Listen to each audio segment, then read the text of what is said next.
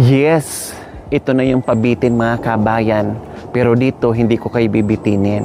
Mula dito, pagdating doon sa mismong loob ng bahay ni Tatay Romy, walang pabitin-bitin mga kabayan. Halip po kayo, eto na. Ang tanong, nandyan na kaya? Dahil napakatahimik pa rin ang bahay ni Tatay Romy. Walang kaluskos, walang ingay, walang usok, at mukhang marami ng puno o mukhang marami ng damo ang palibot ng bahay ni Tatay Romy mga kabayan. Grabe yung lamok, napakatapang ng lamok, Diyos ko. Sinalubong tayo ng lamok ng kay dami-dami. Tatagos talaga yung ano niya mga kabayan. Kahit naka-pajama ka, grabe yung lamok, bago, kasi, tawag nito, kapag ganito, tag-ulan mga kabayan, ang daming lamok. Oh, ito yung itsura ngayon sa tambayan namin. Bakit may mga hose? Bakit saan to galing? Ayun, nilipat pala niya yung, wow, nag-ala diskuhan ang bahay ni Tatay Romy. Akala ko, host, ito pala yung Christmas light na solar. Nilipat niya dito. Ayan, ibig sabihin, sa gabi ito mga kabayan, ay kumukuti-kutitap ito. Di ba? Kumukuti-kutitap sa gabi ito. Aba, hindi lang dito mga kabayan. Pati pa doon nilagyan pa niya na parang akala mo ay fiesta. Nagmumukha tuloy patay sindi mga kabayan ang bahay ni parang bar. Ang layo naman ng bar mga kabayan. May bar sa gitna ng kabundukan na kumukuti-kutitap. Merong mga Christmas lights. Ayan akala mo sampayan. Diba? Hanggang doon. Wow.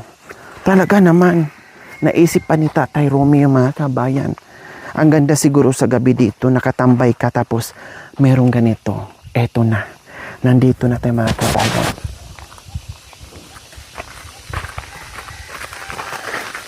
Hindi ko mawari yung kaluskos mga kabayan. Kaluskos ng tao. Hindi naman pwedeng kaluskos ng pusa kasi wala namang pusa. Hindi rin pwedeng kaluskos ng aso kasi hindi naman mahilig mag-alaga ng aso or hindi naman mahilig mag-alaga ng pusa. Kaluskos ng daga, maari. May kaluskos ng daga kasi may mga R80 naman talaga dyan.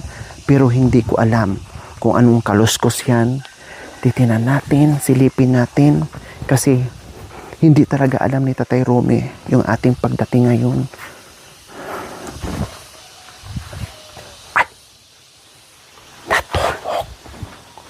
Tulog. Kandado ang mga pintuan lahat, dubli-dubli ang padlock. Kandado mga kabayan. Pati kay Tatay Romy, kandado. Pero natulog pala. Pero himala mga kabayan. Malinis. Ayan malinis yung bahay. Pero tulog.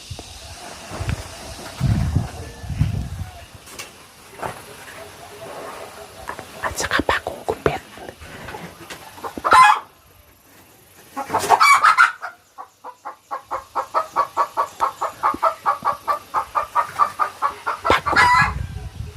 Pagod. Galing siguro nagtatapaw. Kasi marumi. Kaya mga short niya. At saka hindi pa nabuksan yung kwarto niya. So, ibig sabihin, galing pa to sa trabaho. Marumi yung paa. Marumi yung kamay niya mga kabayan. At mukha itong pagod na pagod mga kabayan. Maaga to nagising nagtrabaho. Tapos, eto na naman ngayon. Nakatulog. So, papahingayin mo natin ng konti mga kabayan. I-check muna natin yung mga bang mga tinakpan dito. Ayan, katulad. Asa Parang may karne. Ay, karne nga, oh. May karne, mga kabayan. Ayan, oh, may karne. Parang ano, basta may karne siya, mga kabayan, may gulay. Apa, kakakain lang siguro. Salamat. May bigas pa, hindi pa naubusan ng bigas, mga kabayan. Hayaan ko muna matulog para magpahinga muna kahit pagod yan. No? Mangialam muna ako dito sa mukha tuloy akong nagutom dito sa luto niya. O diba? Ayan, oh. Ako, number 1 kong inaalala, mga kabayan, yung pagkain nila. Number 1, bigas. Hindi baling mawala ng ulam, mga dilata, okay lang yun. Basta wag lang bigas. Kasi maraming makuha dyan na ulam sa palibot. Pero ang bigas meron pa, thank you, may bigas pa. Hindi pa magugutuman kasi ayan, ang ganda pa ng bigas, ha. Ang ganda pa ng bigas ni Tatay Romy, mga kabayan. Kasi sabi ko, bigyan ko ng masarap na bigas kahit walang ulam, okay lang, kakain ng maayos. Plus, iwan ko kung ano kayang luto yan. Wala kasing ano kayang luto? Tika, saglit lang, kukuha ako ng kutsara. Walang kutsara, mga kabayan. Hindi ko maano. Pero feeling ko ay may nakikita kasi akong parang mataba or parang may nakikita akong ayan, hindi ko alam kung malaking ibon or hindi ko alam kung bayawak or hindi ko alam. Basta, no, tingnan nyo, mga kami, mahina talaga ang pandinig ni Tatay Romy, hindi niya tayo naramdaman. Diba? Ayan, parang taba. Ano kaya to? Itlog siguro tong ano. Yan, parang may mataba na. Anong gulay yan? Gabi. Panglapa. Lapa na may itlog na may mga. Ito mataba to eh. Ayan, ayan. Karne, no? Hindi ko alam kung ano, mga kabayan. So, ayan, ganyan siya kadiskarte. Ang importante may bigas si Tatay Romy. Ito, ano naman to? Tubig. Tubig para, mga kabayan. Ganyan sila. So, i-check ko yung dito. Kung may tubig ba to.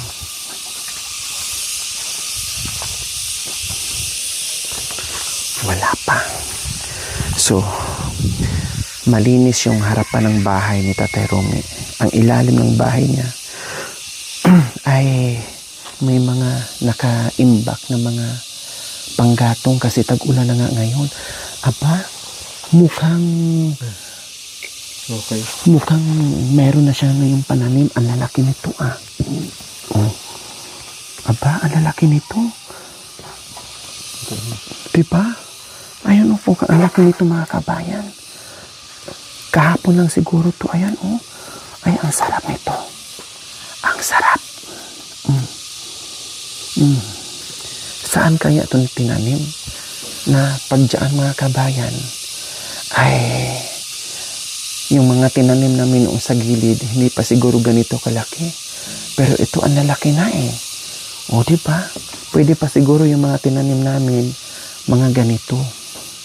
Pwede pa. Pero ganito, hindi pa. Yung huli namin tinanim dyan, mga kabayan. Ganyan. Pag si Tatay Romy dito, mga kabayan, walang problema. Hindi mo makitaan ng sobrang dumi, mga kabayan.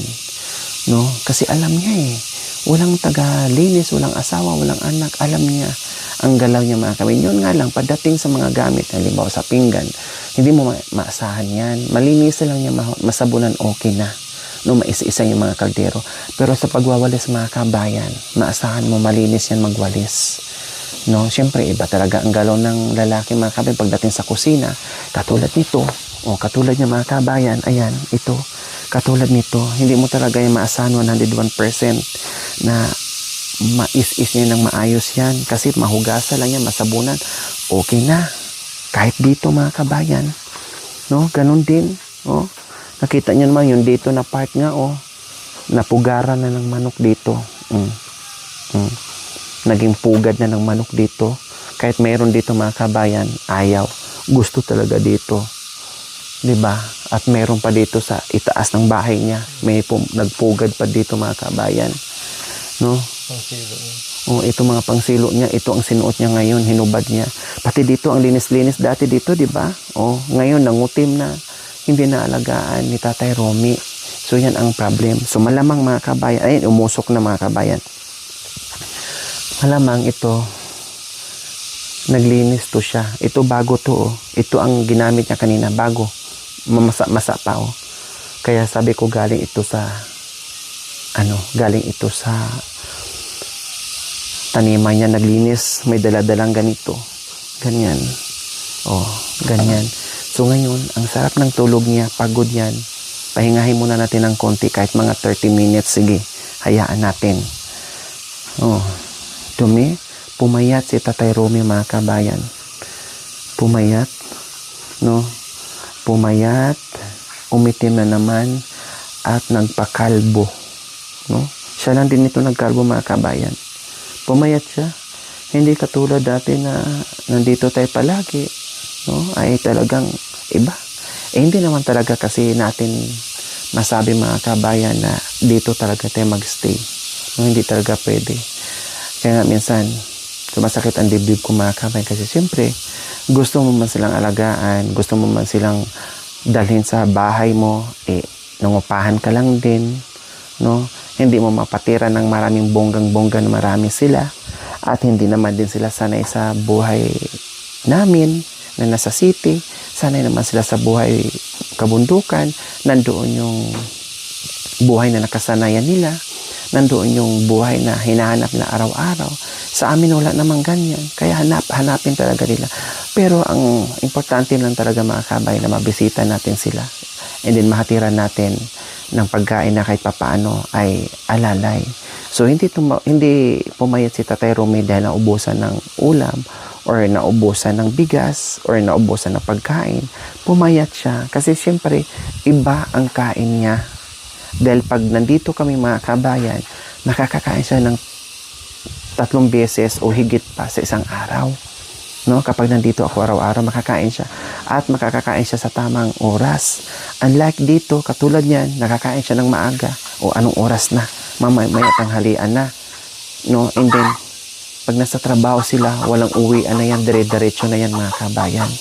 Yan po yung problema sa kanila. Hindi nila alam yung oras sa pagkain.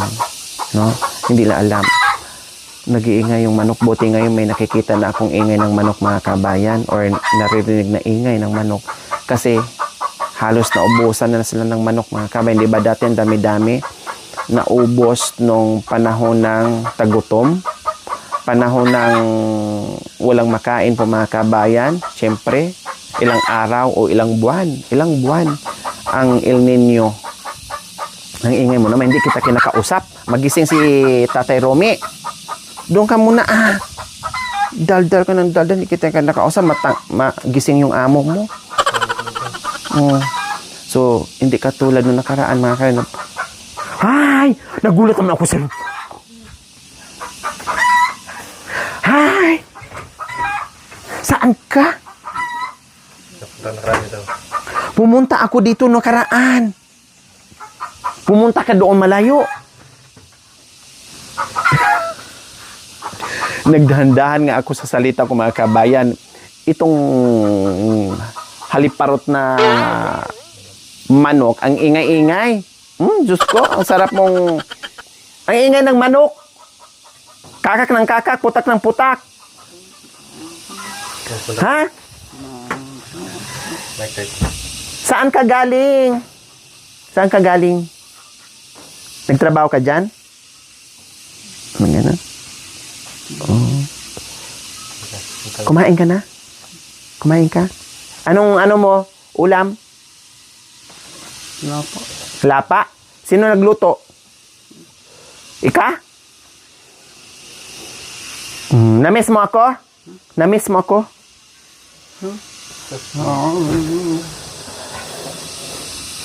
Na-miss mo ba ako? Bakit pumayat ka? Bakit pumayat ka? Aba, may kutsilyo ka pa talagang Binigay ni ano to ni Makoy sa kanya. May nakasukbit pa talagang kutsilyo kaya hindi pwedeng Kakatali yan. nakatali talaga. Ha?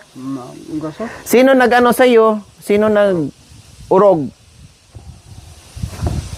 Ikaw? Bakit ito dapat inurugan mo yun? Ay no, may mga uban na, oh. Tanggalin natin yung uban ng kilay mo, oh. Saan bintot? Bintot? Saan? Nandoon sa taas? Marwin? Nandoon din, Baryo. Ikaw lang dito? Ikaw lang dito? Ikaw mag-isa? Oh. Noong nakaraan, saan ka? Nagpunta. Pumunta ako dito, walang tao. Yabi na. Yabi na. Saan? Mga Nangalap ng? Alin? ilog. Ay, sabi ko na. Sinong kasama mo? Ikaw lang? Doon ka natulog? Ay, apo. So, hindi tayo nagkamali. Sabi ko na nga ba eh. Sabi ko, kapag hindi mo na makita si Tatay Romy talaga dito sa kabundukan mga kabayan, ay ang huli naming hula mga kabayan ay nasa ilog. O, kita mo? Nangalap ng ulam. Pumunta ng ilog kasi nakita naman natin ang daming pana at marami nakapasabi sa akin na si Tatay Romy magaling pagdating sa hulihan ng isda. Magaling humuli ng isda si Tatay Romy. Kaya marami siyang iba't ibang klaseng pana para sa mga malalaking isda o iba't ibang klaseng isda pumakabayin sa ilog. So wala pala siya dito, kaya inabot tayo ng gabi sa kaantay. Sabi ko na nga ba eh, uwi na lang tayo, no? Hindi naman din natin alam kung uwi si Tatay Romy. Baka mamaya, malayo ang ilog, doon na siya matulog, or kung uuwi man siya ng gabi, wala, hindi tayo sigurado. Kaya uwi na lang tayo, balikan na lang natin. So tama ang hula ko na si Tatay Romy ay pumunta ng ilog. Kung alam ko lang mga kabin, kung nag-iisang ilog mga kabin puntahan, maglakas loob akong puntahan ko. Kaya lang haba-haba ng ilog. May ilog dyan, may ilog doon, may ilog dito, may maraming ilog mga kabayan. Mahaba yung ilog. Ano yun? Baybayin ko buong yabi, buong gabi yung ilog mga kabin kung saan siya banda. Anong nahuli mo? Isda, anong nahuli? Malalaki? Mararagol? Lagol. Maragol? Marami. Tilapia. Tilapia? Ano mga klase? Mararagol? Anong klaseng tilapia? Anong klaseng isda? Bangus. Bangus. Tilapia. Bangus, tilapia. Ano pa? May bangus ba yung... Baka kamukha lang ng ano? Ano bang... Naku... May bangus ba yung ilog? Ayun. Hito. Ayun. Hito. Ano pa? Bulig. Bulig. Ayun. Bulig. Pwede pa. Kamukha ng bangus ay kakakulay ng bangus. Ano pa? Baboy. Baboy?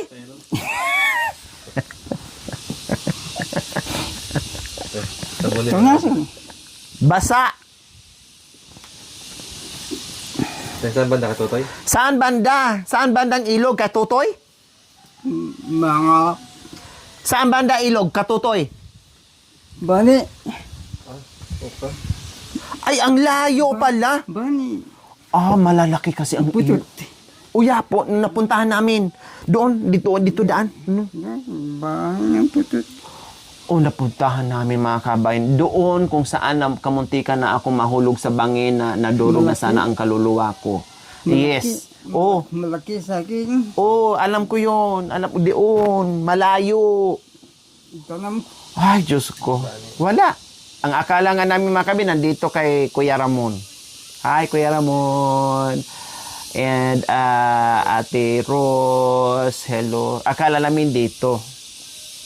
Kasi marami nakapagsabi na dyan lang siya madalas. Pero doon pala banda kay Tatay Okra na kung saan nag-overnight kami, na kung saan nakamuntikan na tayong mamatay doon mga kabayan dahil hindi namin nakita na ganun pa kalalim yung bangi na yon, no, na kamuntikan na talaga mga kabayan, naanghilan lang. Wala pang lugar sa langit kaya hindi pa ako pwede doon. Wala pa akong lugar mga kabayan kaya nakaharang pa na harangan tayo ng ang anghel.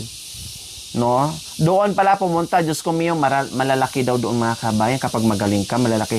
Yun nga lang, mahirap doon kasi napakalamig ng tubig. Akala mo may ice. Sobrang lamig mga kabayan. Saan mo? Bininta mo? Kinain? Ha? Kain?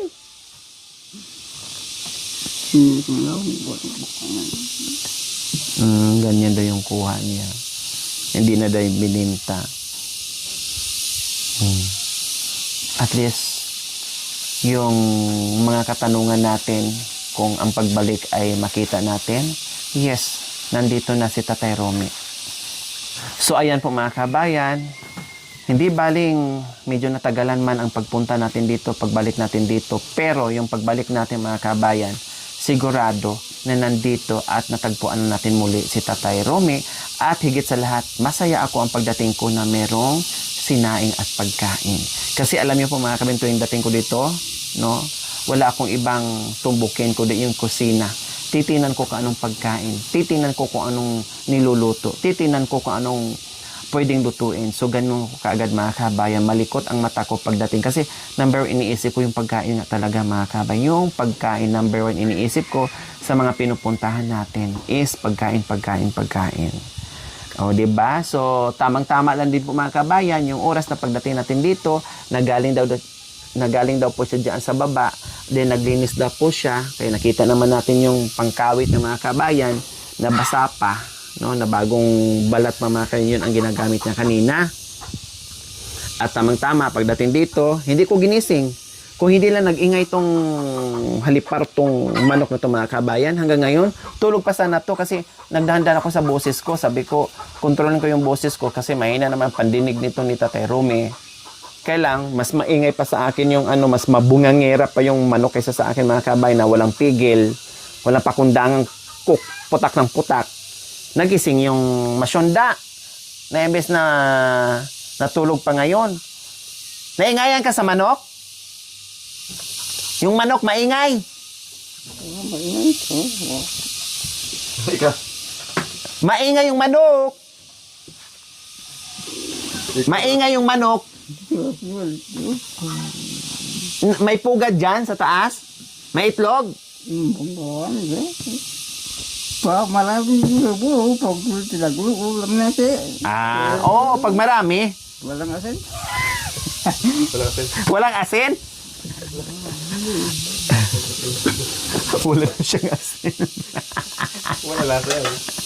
Nagluto ka, walang asin? Pero may asin. Makanya na lang daw yung asin niya, kunti na lang daw. Oh, 'di ba? Makanya na daw yung asin niya mga kabayan. Wala nang asin. Padamihin mo yung manok mo. Tatlo na lang? Pag nangitlog, wag mong kainin. Tapisain mo para madami yung manok natin.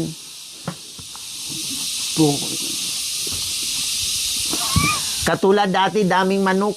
Di ba? Dati, maraming manok. Pero paluto na.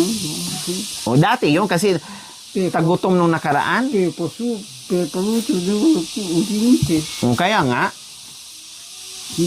Bangalan kami. Panganakawang sisi. Mag-alaga ka, padami mo sisiw para marami ulit manok. Pero paluto na. Bangalan kami panganakawang sisi. Kaya bagyan, tawag ko din sisi. Takawang sisi. Sino naglinis dyan sa baba? Sino naglinis dyan? Ika? Kaya pala malinis mga kabayan, oh. Diba? So, ngayon po mga kababayan, ang gagawin po namin dito, dahil nandito na si Tatay Romy, abangan niyo po, dahil kami ay aalis, dahil sabi niya, nabanggit niya kanina, ha? Wala pa magkakumpali. Ha? Wala pa magkakumpali. Ano? Wala pa magkakumpali. Palay? Kasi, Palay? Saan ang palay? palay. Kuya, saan ang palay? Mga palay dito sa bayan. Bibili palay? Magtanim tayo ng palay? Ha? Saan? Sabi mo kasi huwag na. Dito lang sa Sabi mo hindi na magtanim ng palay. Tapos ngayon magtanim na naman. Saan bibili ng palay? bayan. Bayan. Saan ang tanim? Saan tayo magtanim? Di, mga kumpali nakutari. Tanim. Antawari. Saan tayo magtanim? Walang tubig. Di, uran. Ulan? Tubig ulan daw mga kabayan. Sabi mo kasi noon, sabi ko, bibili tayo ng palay. Oo nga. Tinanong kita noong nakaraan, anong gusto mong, itanim ba talaga? Nung una, sabi mo palay. Tapos, ay, wag na lang kasi mamatay. Gabi na lang. Oh, tapos ngayon, palay ulit. May mga gabi na yan. Taniman na natin ang gabi. Anong gagawin natin dyan? Marami palay. Dindok. Diyan tayo magtanim ng palay? Oo. Dito? Ay, apo. Kapiraso lang taniman ng palay.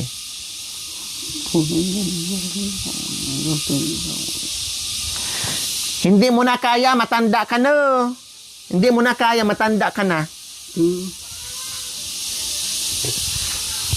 Lolo ka na. Lolo ka na. Bakit ka na? Apo. Apo. Ika, apo. Matwa. Apo. Oh. Matwa. Matwa ka na. Oh, hindi mo na kaya magtanim, di ba? Diyos ko, nangarap pa siya magkaroon ng palay mga kabin, tapos ang hirap-hirap gawin. Siya lang mag-isa. Buti sana kung nandito yung mga anak sa Nedperisa, maganda pa yon, kayang-kaya pa. Kawawa naman siya kung mag-ano dyan. Ang hirap nun. So, ayan po mga kabayan, abangan niya po dahil sabi niya kanina, nabanggit niya na kunti na lang daw yung asin niya, ganun na lang daw yung asin niya mga kabayan. Kasi importante is kala asin bitsin. Kahit ano dyan, lapa nga may asin bitsin, okay na yan. May itlog, okay na yan. So, aalis kami, no? At mamili ng kanyang mga kailangan. Kaya ito po, Nanay Mia, salamat na naabutan namin. At ito, aking mga mapagmahal na mga sponsors and viewers. Ito na ang inaantay nyo, hinahanap nyo. Nandito na sa wakas na data natin si Tatay Romy. Ngayon po ang next episode mga kabayan. Babay tayo. Bye!